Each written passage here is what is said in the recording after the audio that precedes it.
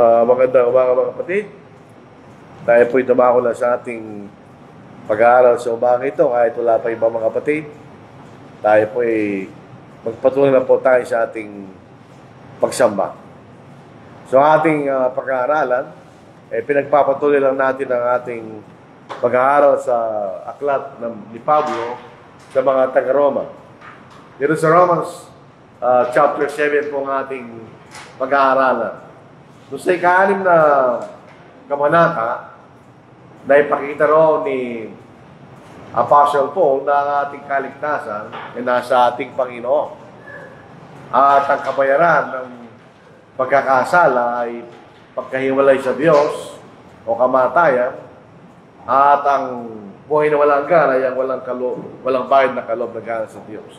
Doon sa chapter 6, ito ay actually kasagutan doon sa katanungan na maaaring itanong ng mga Hudyo na kung ang biyaya ay dumarating kapag ang tao ay nagkakasala, edi magkasala lang tayo para dumating ang biyaya.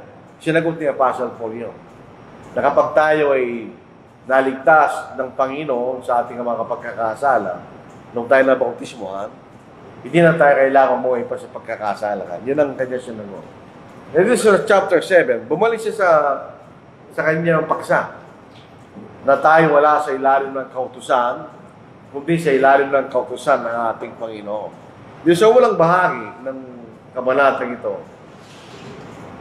sinasabi niya ang nature ng kautusan.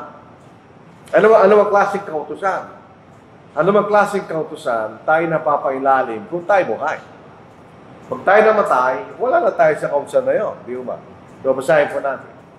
Do you not know, brethren, for I speak to those who know the law, that the law has dominion over a man as long as he lives. So, original na pagkasulat, wala yung da. Nilagay lang na nagsalin nyo. So, ang nakikita natin sinasabi ni Pablo, for I speak to those who know law, dadagdagin ako. So, siya nagsasalita sa mga taong nalalaman nila ang nature ng isang kautusan.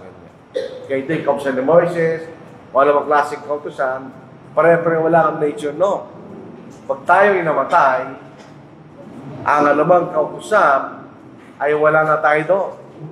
Di ba? Yung makikita natin. So yun ang tamang pananaw dahil wala akong ida. Kung nandun yung ida, ang pinag-uusapan ay necessarily yung kautusan ni Moises. Kasi wala yung ida. Law, pero lahat ng sali nandun yung ida. Pero sa original, wala yung ida. You know law, kanya. So, totoo po sa pagkalahatan. Pag namatay tayo, wala na tayo sa ilan ng anumang kautusan. Kaya kapag namatay isang tao sa ating bansa, hindi na siya napapailangan sa kautusan. In the first place, hindi na siya makakasunod, hindi na siya makakalambag dahil patay na siya. Kaya inaalis na yung kanyang pangalan sa listahan ng mga mamamayan sa ating bansa. Dahil wala na sa ilan ng kautusan na yun. Patay na siya. So, yun ang sinasabing general principle ni Apostle Paul sa mga kautusan. At ang gusto niyang ipakita habang magpapatuloy tayo sa pag-aaral, wala na tayo sa ilan ng kautusan ni Moises kanya. Yun ang kanyang gustong ipakita at ginagamit yung prinsipyo na anumang kautusan ay mayroong epekto sa atin kung tayo buhay. Pag tayo namatay na, alam na tayo sa kautusan na yun. So doon sa pagpapakilala ni Apostle Paul, ginamit niya ang prinsipyo ng pag-aasawa. Hindi ito ang topic niya. Hindi ito ang paksa ni Pablo. Hindi paksa ni Pablo ang pag-aasawa. Hindi.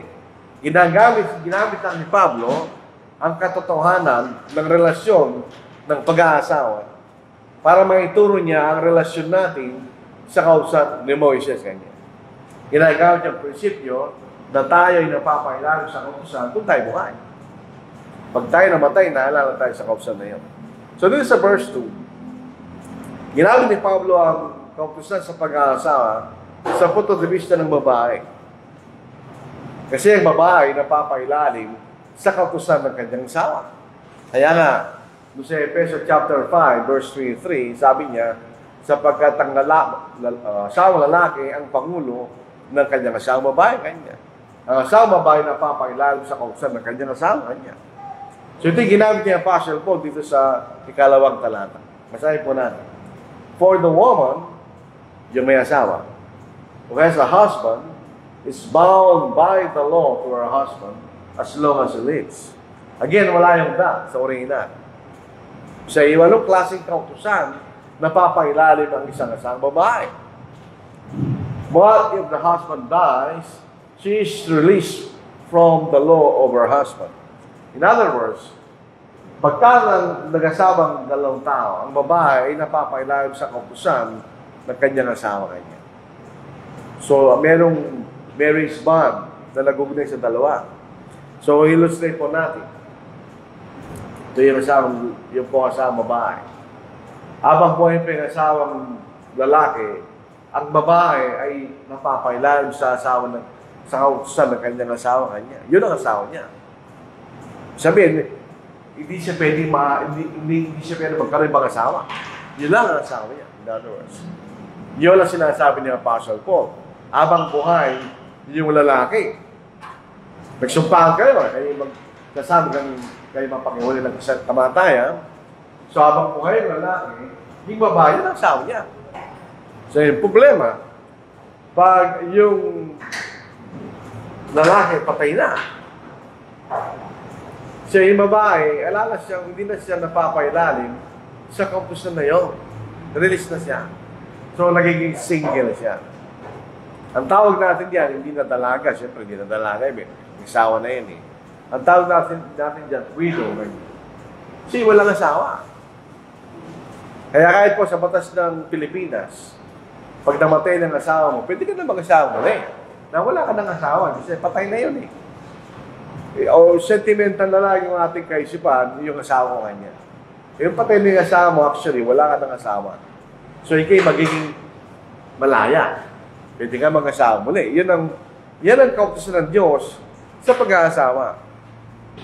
Kaya nga po, pagka nagsusumpaan, ang dalawang tao, pag sila kinakasal, sila nagsusumpaan, ang kamatayan ay mapaghiwalay sa kanila. Yun lang ang dahilan para mahiwalay ka sa iyong asawa pag namatay na siya. May isang exception pag nagkasal ng pagkikapit. Pero hindi batas yun, yun yung exception. Ito yung batas. Ang magpapahiwalay lamang ay ang kamatayan kanya. So yun ang sinasabi ni Apostle Paul. Habang buhay yung lalaki, ang babae, kinakailangan siyang manatili sa asawa niya kanya. Kaya pag namatay na siya, kalag na siya doon. Siya wala ng asawa sa paningin ng Diyos, so pwede siya mag-asawa ulit. So, ito yung senaryo. Sa ikatlo. So then, if while her husband lives, she marries another man, so magkaroon siya ng ibang asawa. So ito dito po sa ating pinag-uusapan. May mga tao mag-asawa, pero dahil hindi na sila naghiwalay na hindi sila mag-asawa, pwede sila mag-asawa ng iba. Pero sa paningin ng Diyos, sa kautusan sinasabi ng Diyos, kung buhay yung lalaki kanya, ay yung babae ay mag-asawa ng iba. She marries another man habang buhay yung asawa niya. She will be called an adulteress. Mahangalo niya kanya. But if her husband dies, she is free from that law. So that she is not adulteress, though she has married another man. Pag buhay yung asawa mo, babae, actually, vice versa yan. Kaya lang ito ay kontradibisya ng kautusan ni Moises. Makikita natin, pag yung babae nag-asawa ng iba, habang buhay yung asawa niya, siya tatawaging mangangalo niya, hindi ba? You're adulteress. Ika'y nagkakasala sa Diyos. So, hindi ka pwede mag-asawa ng iba hanggang po yung asawa mo. At wala naman siya ginagawang pagkikapi. At mag-asawa sa iba, tinatawag adulteress. Hindi pinag-uusapan dyan kung yung illegally married o ano. Basta kayo sumama sa ibang lalaki, habang buhay pa yung asawa mo, ika'y tatawagin adulteress. Ika'y nagkakasala. Pero pag namatay ang asawa mo, at nag-asawa ka ng iba, hindi ka tatawagin adulteress. Dahil kayo malaya na doon sa kautusan ng asawa mo kanya. Yun ang sinasabi ni Pablo hinggil sa kautusan ng pag-aasawa. Anong kaunahin sa topic kapaksa ng kautusan ni Moises? So, sinasabi ni Apostle Paul, generally speaking, kapag ka babae, buhay ping asawa niya, kailangan siya matili doon. Yan ang asawa niya ngayon. Pag namatay ng asawa niya, pwede sila mag-asawa ng iba. Yan ang pundasyon ni Pablo sa ika-4 na talata. Tingnan natin. Therefore, my brethren, so ito po ay isang parang pinagko-compare niya ang prinsipyo ng pag-aasawa sa prinsipyo ng pagpapailalim sa kautusan ni Moises. Tingnan niyo. Therefore, my brethren, you also have become dead to the law through the body of Christ. That you may be married to another, to him who was raised from the dead, that we should bear fruit to God. In other words, nung namatay ang Panginoon sa krus, namatay na rin ang kautusan ni Moises kanya. In other words, pwede ka na kanyang sumunod sa ibang kautusan. Yan ang sinasabi niya. Parang prinsipyo ng pag-aasawa. Pag namatay ng asawa mo, pwede ka na mag-asawa sa iba. Nung namatay ang ating Panginoon sa krus, namatay rin ang kautusan ni Moises bilang kautusan. So, pwede ka na kanyang makisama sa iba kautusan. Tingnan po natin. So, nung namatay ang Panginoon, ang kautusan ay nalis bilang kautusan. Kung tingnan po natin sa Efeso, sa ikalawang kabanata, sinasabi rin ni Apostle Paul sa ibang paraan. Basahin natin.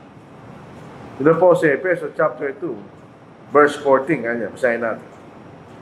Verse 13. Subalit kayo na inaka Kristo Jesus, kayo na nung una ay malayo, ay nilapit sa pamamagitan ng dugo ni Kristo, sapagkat siyang ating kapayapaan na kanyang pinag-isa ang dalawa. At sa pamamagitan ng kanyang laman ay giniba ang gitnang pader ng alitang umahati. Kanyang pinawalang bisa ang kautusang mga batas sa makalit ng tunin upang siya'y lumalang sa kanyang sinilang bagong tao, kapalit ng dalawa, at siya'y ginagawa ng kapayapaan. Nung po yung kautusan ni Moises, dalawang klaseng tao yan, diyan ka sa Tudyo. Nung nailalis ng Panginoon sa pamamagitan ng katawan, yung nagpapahiwalay kanya, so wala na yung Hudyo, wala na yung hindi, mga Kristiyano lang. So doon nawala ang kautusan nung namatay ang Panginoon. So dahil namatay ni Panginoon na yung kautusan, malaya na tayo ito yung mga Kristiyano. Tayo ay pwedeng makisama sa ibang kautusan, ganyan. Yan ang kautusan ng ating Panginoon. So, inalis ng Panginoon ang kautusan. Patay na, ganyan.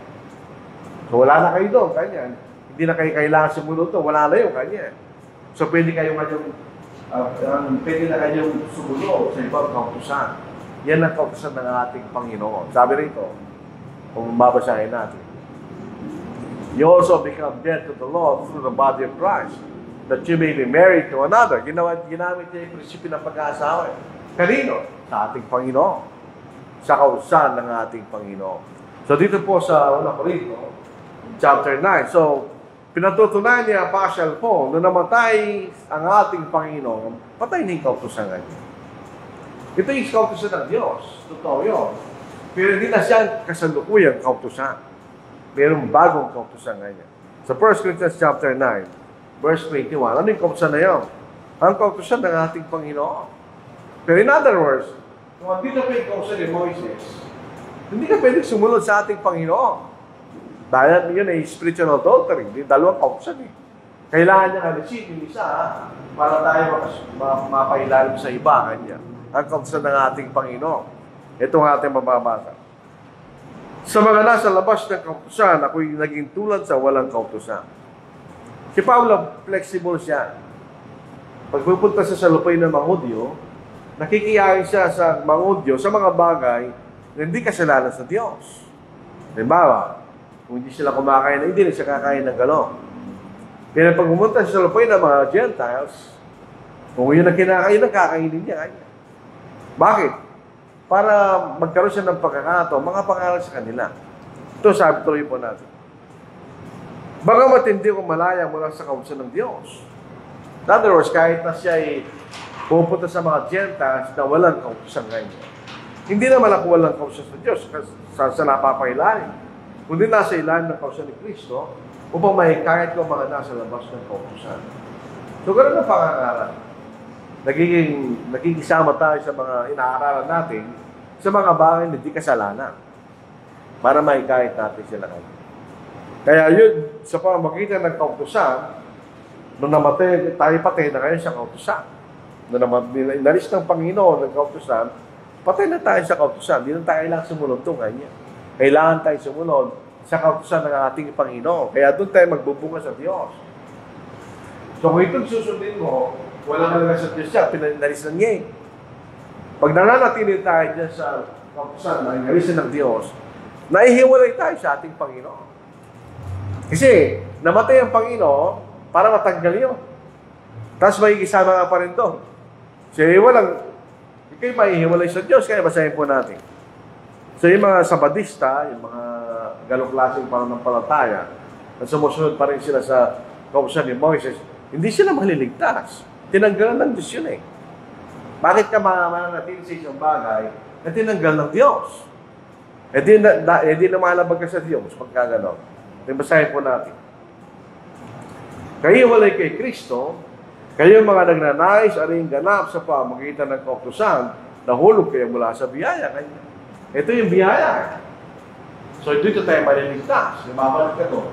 Walang biyaya to. Di mawawala ka ng biyaya. Ito yung sinasabi niya Apostle ko, bakit ginamit niya relasyon ng pag-aasawa para may pakilala sa atin. Ganon din kanya sa kautusan ni Moises.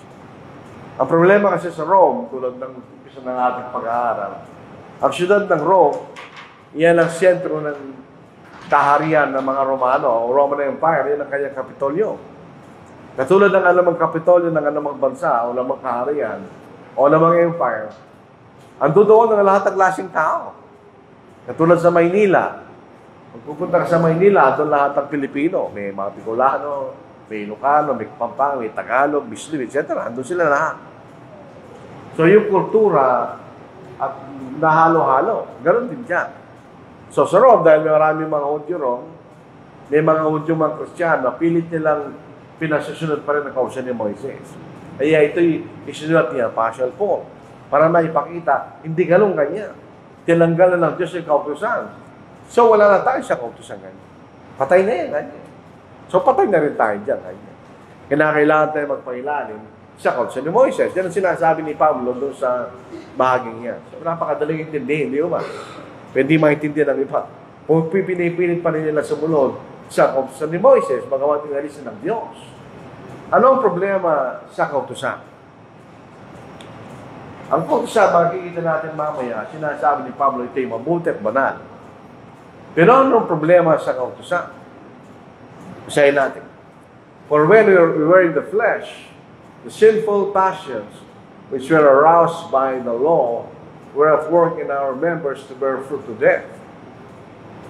Ang problema sa ilan ng kautusan kanya, na ito'y kautusan, tayo, para pag nagkasala sila, ito'y nagbubunga ng kamatayan, sinahiwalay sa Diyos. Alam sila sa kalagayang mapalaya doon sa ganung kautusan. Dahil walang kapatawaran ng kasalanan. But now we have been delivered from the law. Ito isang bigyan natin pansin. Pag sinabi ni Pablo, ngayon malaya tayo sa kautusan na yung kanya. Hindi baga sabihin yung kautusan na yung masama. Bakit kailangan tayong palayain doon? Di ba? Dahil having died to what we were held by, pag namatay na tayo doon, tulad sinasabi niya doon sa ulang talata, so that we should serve in the newness of the Spirit and not in the oldness of the letter. Yung kautusan, di mo sinaksulat yun. Yung may ebanghelyo, kasalukuyan pa lang ipinapahayag. Kaya ito'y bago sa pamagitan ng Espiritu, ang Espiritu nagpapahayag, di ba? So yung problema sa kautusan, yung salitang flesh, hindi yung sila nasa sanglibutan, hindi yun. Nung sila nasa kautusan, tandaan natin, ang kautusan ni Kristo, ang bagong ebanghelyo, ang bagong tipan, hindi ito nakasalalay kung anong lahi mo. Kahit sino ka pa, pwede kang maging kahalin sa bagong tipan. Ito'y para sa lahat ng tao. Ang lumang tipan ay para lamang sa mga Hudyo, ayon sa laman. Yun ang sinasabi ni Pablo. Ito'y ayon sa laman sapagkat ang tanging paraan na pwede kang maging kaanib sa kautusan ni Moises, ito ikay taga-Israel. So, ayon sa laman. Ang Ebanghelyo ay ayon sa Espiritu. Walang kakilamang laman. Alam kaugnayan kung anong lahi ka, di ba? Pero sila ng kautusan ni Moises, kailangan ikay taga-Israel. Kung ikay Gentiles, hindi ka pwede maging kaanib ng bansang Israel. Papatay ka nila. Kung gusto makiyali sa bansang Israel, kailangan at least ikay magpatuloy. Pag hindi ka tuloy at sumunta ka sa lupa ng Israel, papatayin ka nila. Labag yun sa kautusan ni Moises, kanya. So yun ang sinasabi ni Pablo. We are in the flesh, kanya. Alam natin ito yung kautusan sapagkat sinasabi, nung napalaya tayo sa kautusan na yun, kanya.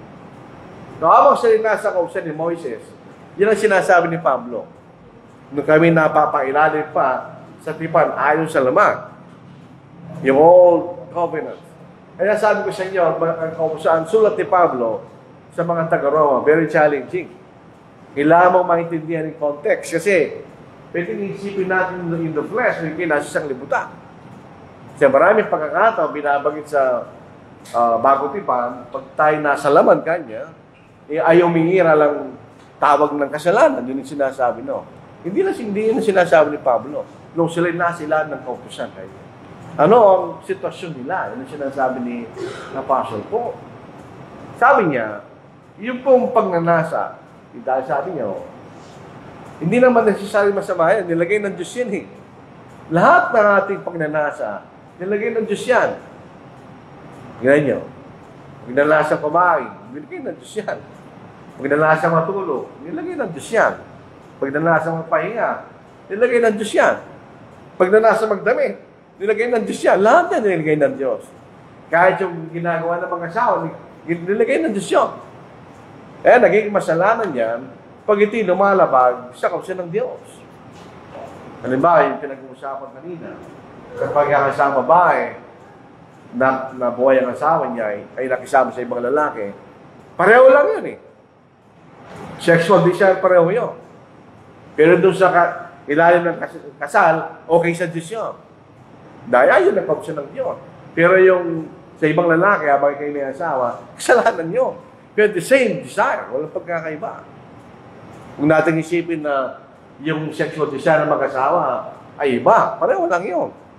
Kung anong naramdaman mo ng isang tao may asawa na nakakita ng iba, kung anong naramdaman, hindi naramdaman mo sa asawa, pareho lang yun. Kaya lang ang problema, sa isang kabila, lumalabag ka sa Diyos. Kaya nagiging sinful desire yan. So yung mga natural na desire na binigay ng Diyos, ay naging lumilitaw na kasalanan. Bakit? Dahil pagka ikaw yung nagkasala, mananatili ka doon. Wala kang kalayaan. Walang kapatawaran ng kasalanan. Kaya ito'y nagdudulot kanya ng paghihiwalay. So, napakahirap ng sitwasyon pag nagkasala ka sa ilalim ng kautusan ni Moises. Wala kang kapatawaran ganyan. Ito po natural na epekto ng isang kautusan. Di na kaya katulad ko na may edad na rin. Ano? Sa siya bawal ang baboy. Hindi mo lagi masarap yung baboy. Lalo mo gusto kumain ng baboy, di ba? Pero samantalang nung hindi bawal sa'yo, hindi mo pinapansin. Yun ang sinasabi ni Pablo, yun ang nangyayari sa kanila sa lahat ng kautusan. Dahil merong nagbabawal sa iyo kanya, lalo laging matingkad yung pagnanasa na gawin mo yung kanya. At hindi duldulot ng kamatayan. So wala silang magawa sa ilalim ng kautusan na yun. So kung isipin natin, ang sinasabi ni Pablo, bakit ka babalik doon kanya? Bakit ka babalik sa sitwasyon na napakahirap, na wala kalayaan, dahil kayo natali sa kasalanan, ganyan. Yun ang sinasabi ni Apostle Paul sa talata yun. Tuloy po natin. Tayo po na tao, inalis na tayo sa kautusan, tinanggal na tayo doon. Wala na tayo doon. Kaya nga sabi niya, hindi tayo kaya maglilingkod doon sa sulat na matandang sulat kanya, yun yung lumang tipa. So tayo maglilingkod sa Diyos, sa Ebanghelyo. Sino bang nagpahayag ng Ebanghelyo? Ang Espiritu. Yun ang ibig sabihin, no? Yung mga Calvinist, iba ang pananaw nila dyan. papasok ang Espiritu Santo, Santo sa iyo, para kay magkaroon ng kapangyarihan, maunawaan mo salita. Hindi yun. Ang Espiritu Santo nagpapahayag ng Ebanghelyo. Tingnan niya sa John chapter 15, or 16, verse 12 to verse 13. Ang pagdumating kanya, ang Espiritu ng katotohanan kanya, sabi niya ng ating Panginoon, sa verse 13. Subalit kapag dumating ng Espiritu ng katotohanan, papatubayan niya kayo kanya. So hindi ito yung Spirit, Holy Spirit, obviously. Sa buong katotohanan, sapagkat hindi siya magsasalita ng mula sa kanyang sarili, kundi nga namang bagay na kanyang marinig, yun ang kanyang sasabihin at kanyang ipahayag sa inyo mga bagay na darating. Kaya sabi niya, in the newness of the Spirit. Yun ay bago. Bago in terms ng panahon, bago rin in terms of quality, sa iba. So meron pang klase dalawa. Yung sulat, yung nakasulat, ibang-iba, doon sa bago, magkaiba sila, hindi sila pareho. Inaalis ka na dyan, pinangyan ka na dyan. So, saan tayo maglilingkod kanya? Doon sa bago. Yan ang kaupsan ni Kristo, at tinatawag niya yung Ebanghelyo, yun ang the newness of the Spirit kanya. Sapagkat niya nagpahayag ng Ebanghelyo sa panahon na yun. So, hindi tayo maglilingkod sa kaupsan ni Moises. Kaya hindi tayo nagsasama, kumakain na tayo ng baboy, dahil sa kaupsan ni Moises, bawal yun. Kaya nga yung mga Seventh-day Adventists, pati yung mga Jehovah's Witnesses, hindi sila kumakain ng baboy. Dahil sa pananaw, isa rin sumusunod, yung sa batas ng nagbabawal doon.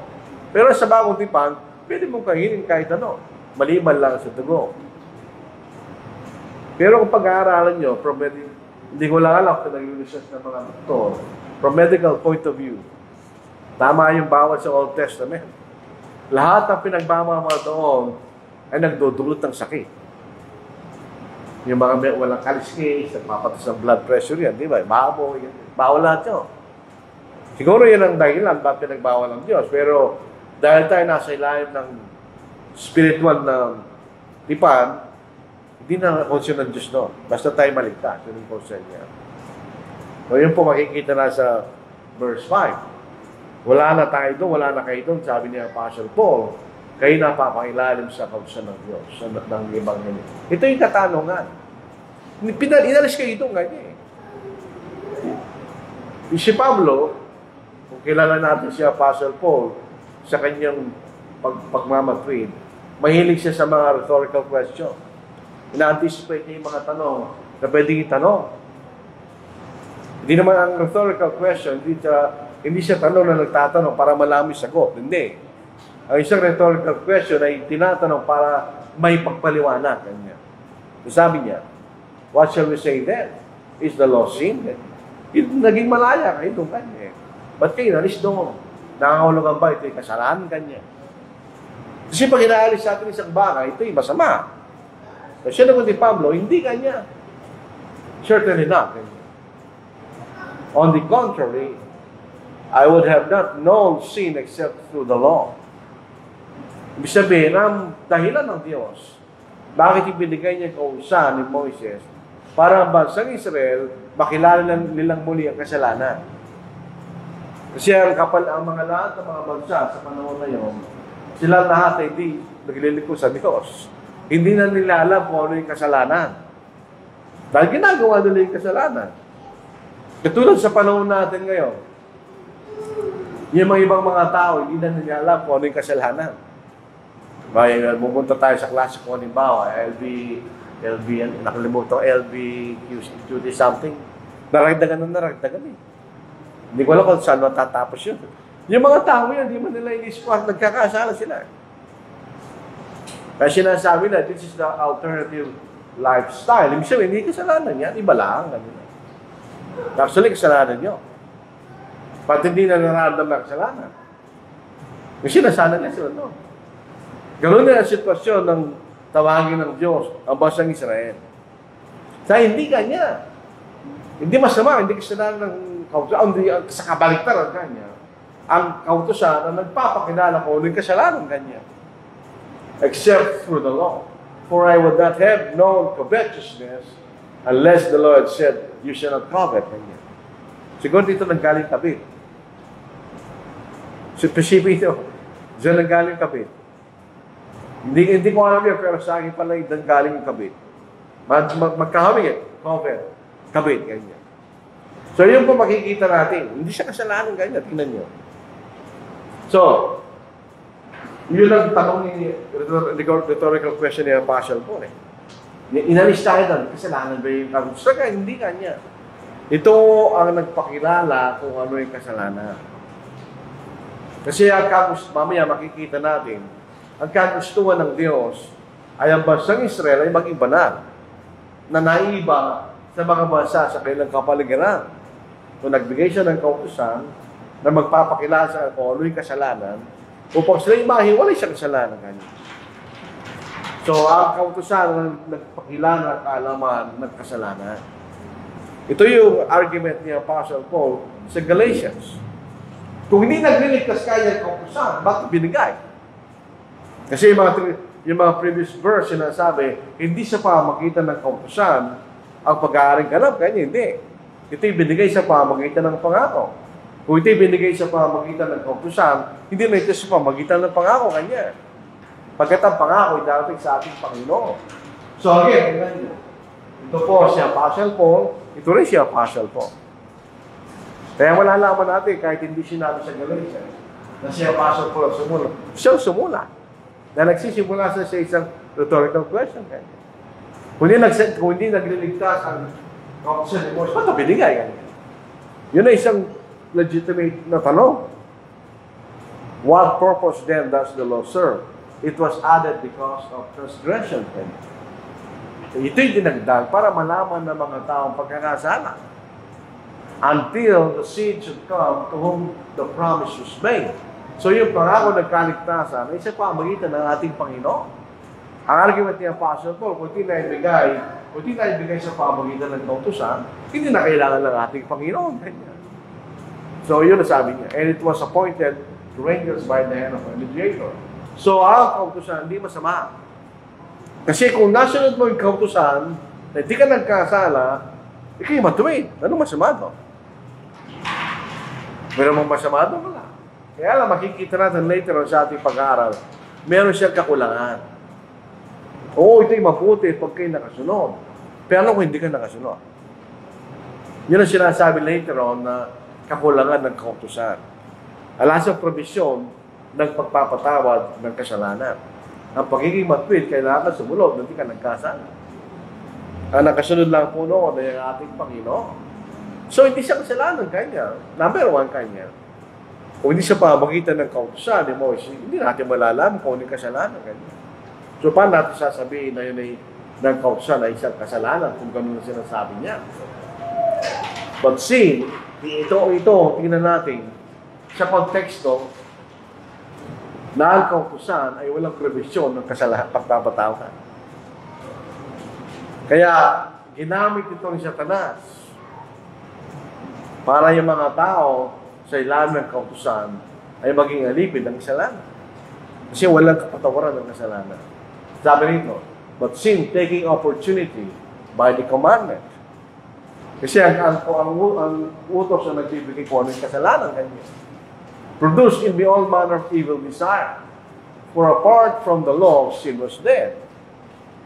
I was alive once without the law, but when the commandment came, sin revived and I died. And the commandment, which was to bring life, I found to bring death. For sin taking occasion by the commandment, deceived me and by it killed me. Actually, kung pupunta tayo sa pinakauna ng kasal, di ba gano'n na ginawa sa Satanas? Ginamit yung kautusan para dayain si Eva. So, dito rin kaya ang nangyayari sa ilalim ng kautusan. Doon sa konteksto na walang kapatawaran. Yun ang makikita natin sinasabi ni Apostle Paul. Yung kautusan ni Moises, kung titignan, kung ikaw ay susunod doon perfectly, hindi kayo magkakaroon ng buhay na walang hanggan. Yun ang purpose niya. Para kayo maging matuwid. Just sa pagsunod, ganyan.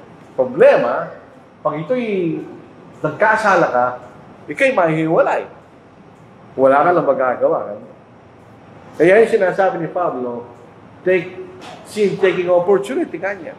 Dahil wala kang paraan para mapalaya ka sa iyong kasalanan, once na nagkasala ka. So, dito sa ilalim ng kautusan ni Moises, kalima, nagkasala ka ngayon, tapos bukas, naging matuwid ka, hindi ka pa rin matuwid. Kaya doon pa rin yung kasalanan mo. Unless alisin yung kasalanan na yun, doon pa lang magiging matuwid. Pero as long as doon yung kasalanan mo, hindi ka pwede maging matuwid. So, ginamit sa Satanas yung pagkakataon ng sitwasyon sa ilalim ng kautusan ni Moises para magkasala yung mga tao, hindi sila mapalaya, no? Yun ang kapangyarihan na ginamit sa Satanas laban sa kautusan na hindi ibig sabihin ng kautusan ni masama. Ang layo nila ng kautusan, kung ikay makasunod doon perfectly, ikay mabubuhay kanya. Pero ang problema, pag ikay nagkasala, wala ka ng pag-asa. Dahil walang provision ng kapatawaran. Kung babalik tayo, fast forward sa Ebanghelyo, hindi ka no. Sa ilalim ng Ebanghelyo, kahit magkasala ka, meron ka pa rin pag-asa maging matuwid sapagkat patatawarin ka ng Diyos kung ikay hihingi ng tawad sa Diyos. Dito kahit humingi ka ng tawad, hindi ka patatawarin. Sabi, kung humingi ka ng tawad dito, patatawarin ka pala ng Panginoon pagdating ng Panginoon. Kung naging matuwid ka o yung nagpatuloy ka sa pag-aayon ng iyong kasalanan sa pamagitan ng dugo, doon ka pala matatawarin. Pero dito mismo sa kautusan, walang tamaran. So ikay nagdudulot ng kamatayan dahil walang provisyon ng kapatawaran. Pero kung walang kautusan, walang kasalanan. Sabi ni Pablo doon sa una, doon una kanya ako'y buhay, pero dahil sa kasalanan, ay sa kautusan, ako'y nagkamatay kanya. So as long as di siya nagkakasala, okay siya. Parang nagkasala siya. So ay maihiwalay sa Diyos kanya. So itong debate rito, ang sinasabi ni Pablo ay kanyang sarili, or in general kanya. Actually, wala namang halaga kung in general, sarili niya eh. Yung sarili niya, yung pa rin ang nangyari sa iba. Sa ilalim ng kautusan ni Moises. Bagamat ginamit yung first person, kanya. Ako, kanya. So tumutukoy sa kanyang personal na experience sa ilalim ng kautusan ni Moises. At tingnan nyo, therefore the law is holy, and the commandment holy and just and good. Wala kang makikitang masama kanya kung susunod sa kautusan ni Moises. Kung magiging masama ang kautusan, kung pagkasinunod mo, kayo magiging masama, hindi naman. Dahil kayo sumunod sa kautusan ni Moises, kayo magiging mabuti sa harapan ng Diyos. Kaya lang nga, pag hindi ka nagkasala ka, walang kapatawaran. Ang dahilan, bakit binigay ang kautusan sa bansang Israel, ay malinaw. Tingnan natin. Ang kautusan binigay sa Israel, para sila maging banal na bansa, na naiba sa mga bansa sa kailang kapaligiran. Yun ang purpose ng kautusan ni Moises. Makikita natin yan sa King James. Ano po? Titignan natin sa akin pong ano. Pagkalakita kayo ng kapatid na nagsiselfon habang sumasamba, tignan nyo kung ano pinagsiselfon nila. Baka hindi naman sila nagpe-Facebook. Baka lang bibasa sila ng Biblia. Kasi itong cellphone ko, yung Biblia rito, mas marami kaysa dyan. Yun, isang version lang. Dito, ang dami. Yun po lang sa King James. Ano po? Sa Exodus chapter 19. Kasi mas maganda po ang ginamit ng mga salita dito kaysa sa mga bago salin. Siya na sa 4 to 6.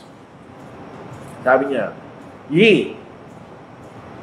Inatapa po natin ng King James pero mas accurate siya. Yung ye, plural yun. Ye, kanya. Ye have seen what I did unto the Egyptians, and how I bear you on eagle's wings, and brought you to myself.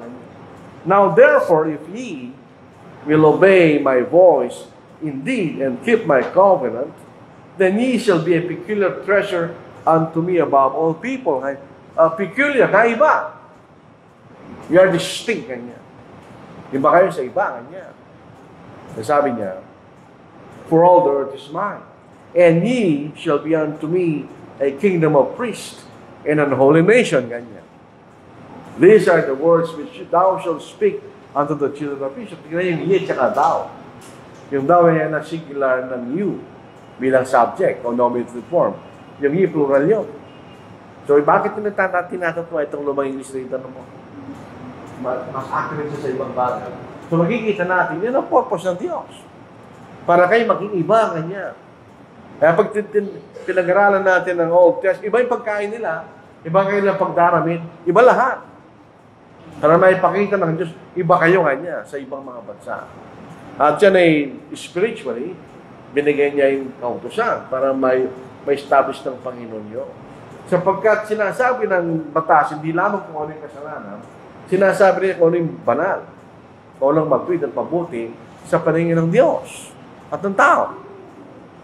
At ito'y nagbibigay ng buhay kung ito'y sinusunod. Paano naging masama yun? Hindi siya masama in itself, hindi siya masama. Either ang nagkulang ay yung nasa ilalim ng kautusan dahil sila ay nagkasala. At dahil sila nagkasala, lumilitaw rin ng isang bagay na hindi nagagawa ng kautusan. Ano yun? Patawarin yung mga nagkasala. Yun makikita natin. So in that sense, meron siyang kakulangan, kaya kailangan siyang palitan. Ganyan. Para yung mga tao na napatunayan na hindi makasunod sa kautusan, ganyan, ay mapatawad pa rin. So, meron pa tayo ilang minuto. As then what is good become death to me, ganyan Apostle Paul. Certainly not. But sin, that it might appear sin. Tingnan ninyo, si Apostle Paul, matalinong tao was producing death in me through what is good, so that sin through the commandment might become exceedingly sinful. Kung pinag-aaralan mo yan, paano nangyari? Si kasalanan na nga kami. Paano naging exceedingly sinful? Bakit lumilitaw ng kasalanan ay talagang masama? Sa ilan ng kautusan ni Moises. Simple lang ang sagot doon. Dahil walang kapatawaran.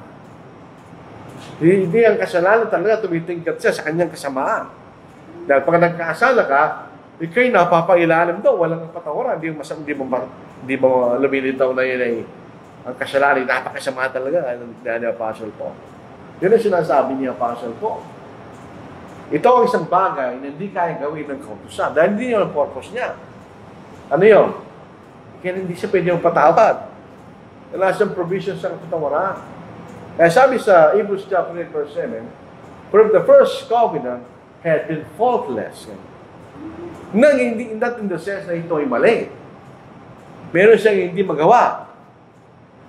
There no place would have been sought for a second. In other words, kung yung mga tao sa ilang kautusan ni Moises ay hindi nagkasala, bakit kailangan mo pang pangalawang tipang ganyan? Ang problema, yung susunod na talata rito, yun ang mga tao sa ilang ng kautusan. Or if they had been faultless, ganyan, yung mga tao. Bakit? Nagkasala sila eh. Lumilitaw lamang kakulangan ng kautusan pag nagkasala ka. Dahil walang kapatawaran. Pero kung di ka nagkasala, wala siyang kakulangan. Hindi kayo maging matuwid. So yun ang dahilan, bakit kailangan nating basahin ng buong Biblia? Para ito kasi nagkakaisa yan eh. Nagpapaliwanag ang Biblia sa kanyang sarili. Ito nung Seminary Adventist, ginagamit yung talatang niya sa maling paraan. Hindi yung mga tao may kakulangan, hindi. Pareho. Kung yung mga tao sa ilalim ng kautusan ni Moses, hindi sila nagkasala, walang kakulangan yung kautusan. Dahil kayo, magiging matuwid. Pero nagkasala sila eh. So, lumilitaw ngayon yung kakulangan ng kautusan dahil walang provision ng kapatawaran. Ganyan. Yan ang makikita natin. Yan ang kakulangan ng kautusan. Pero may talata, the law is perfect, converting the soul. Sa Samuel. E paano naging perfect kung may kakulangan? Eh, dapat tignan mo sa proper context. It is perfect, wala sila na kayo sumusunod. Ganyan. Pero pag nagkasala ka, lumilitaw ang kanyang kakulangan. Dahil hindi pwede magpatawad sa ilalim ng kautusan. So, ang kasalanan ay lalo nagiging kasalanan. Ito'y nagiging masama. Bakit? Pag nagkasala ka, doon ka na lang. Ito'y naging alipin ng kasalanan. Ganyan. So, anong sinasabi ni Pablo? Sabi, bumabalik lang siya doon sa sinasabi niya na kasalanan, pagka dumarami na, kailangan ng biyaya kanya dahil sa ilalim ng kautusan ni Moses, walang kapatawaran. Nung nagiging masama ang itsura ng kasalanan sa ilalim ng kausan. Hindi naman natin sinasabi na ang kasalanan sa ilalim ng Ebanghelyo hindi masama. Hindi, pero hindi siya kasi sama ito. Bakit? Sa ilalim ng kausan ng ating Panginoon, may kapatawaran. Nagkaiba sila. Dito talagang makikita mo yung epekto ng kasalanan, doon ka na lang. Wala ka ng pag-asa pag nagkasala ka. Sa Ebanghelyo ng ating Panginoon, may pag-asa ka pa rin. So may bahagi si Pablo, sinasabi niya, ang kausan ni Moises ay ginawa sa mga matuwid. Ganyan, totoo yun. At ang Ebanghelyo ay ginawa para sa mga makasalanan. So makikita natin contrast. Dito sa Ebanghelyo, ang biyaya ng Diyos. Sa kausan ni Moises, ang katwiran ng Diyos. Dahil kung susunod ka, hindi kayo matuwid. Doon, kahit nagkasala ka, may pag-asa pa rin. So, dito sa ilalim ng kausan ni Moises, ikay nakukulong ng kasalanan. Wala kang magagawa. Eh, lalo nagiging masama dahil wala ka ng pag-asa. Para may sakit ka, at ang sakit mo ay walang lunas. Yung sakit mo talagang masama. Wala kang lunas eh. Pero kahit may sakit ka, may gamot, walang problema. Kahit may sakit ka, di ba? Yun ang makikita nating larawan sa pakita ng Ebanghelyo at ng kausan ni Moises. Kaya nang sinasabi ni Pablo, hindi naman ibig sabihin na may magic yung kasalanan sila ng kausan ni Moises. Yung kasalanan dito, kasalanan pa rin. Walang pagkakaibang kasalanan nyo. Kaya lang, sa ilalim ng Ebanghelyo, may pag-asa ka. Dahil ang biyaya ng Diyos ang mag-aalis sa'yo sa kulungan ng kasalanan. Dito, nakakulong ka eh. Hindi ka makalaya. Wala kang pagkakataon makalaya sa lalim ng kautusan. So, dumating na po tayo sa panahon. Sana intindihan natin. Kasi pag nakausap natin yung mga Seventh-day Adventist, mga Saksi ni Jehovah, Church of God, etc., yun ang paniniwala nila. Kailangan pa rin tayo kanyang sumunod sa kautusan ni Moises. Kung babalik tayo sa pagtutuli, alam nyo si Danny McKibben, hindi ko alam kung tuloy siya, hindi, no? Nag-uusap siya ni John Bautista. Sabi niya, kailangan ko lang patuloy si Joshua. Ang sagot na sabi ni Danny McKibben, Hudyo ka ba ngayon? Ba't ka nagpapatuloy? Hindi, kaya nakasanayan lang namin.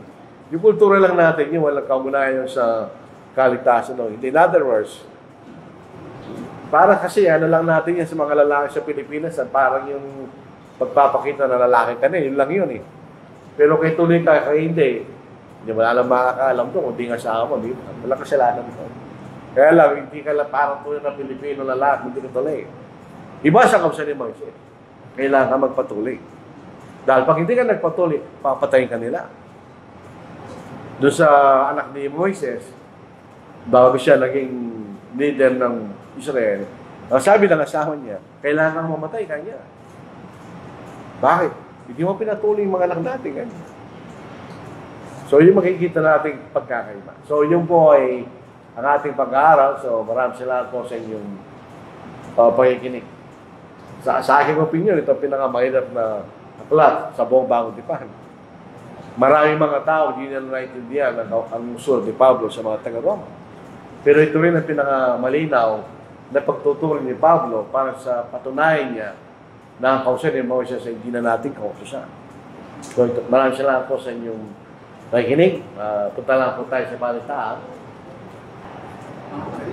Akala ko. Sige. Doon sa Hebrews, di ba, ang sabi, wala na kaya ng pag-awal yung mga hinulong mga Wala na kaya. So, bakit pa inutos ng Diyos na magaling sila kung hindi mo pala mapapatawad yung masalanan? Maganda yung tanong yan. Kasi hindi rin kasi sa purpose, ba't masalanan ang magagaling? Maraming dahilan yun. Number one, hindi man nakakainis yun. Pagka nag-aahay ka na nag-aahay, hindi ka pinatatawa, nasa kaisipan mo yun, kailan patatawarin ng Diyos ang aking kasalanan?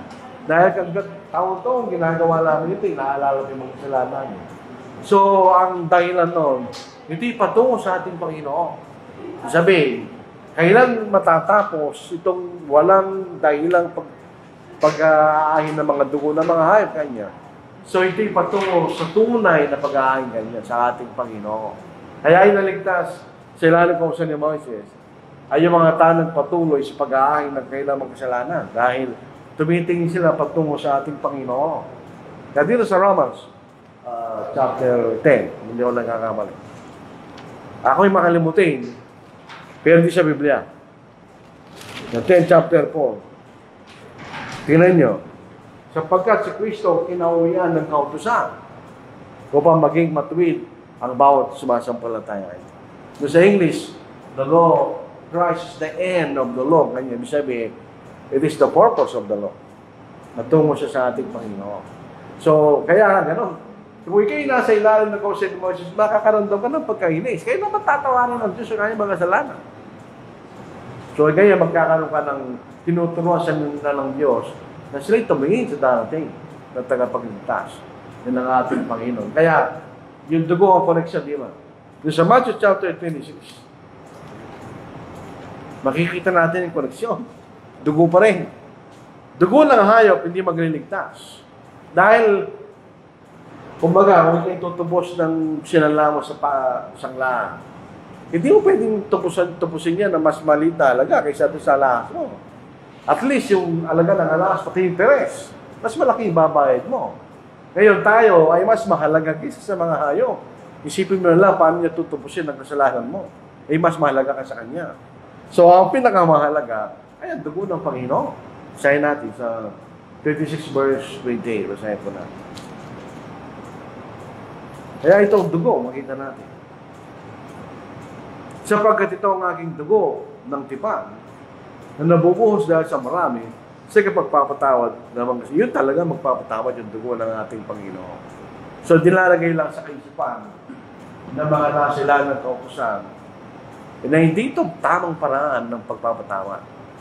Hindi pinapaisip ng Diyos yung pagdating ng tunay na magpapatawad sa pamagitan pa rin ng dugo. Kung bakit dugo, hindi natin alam.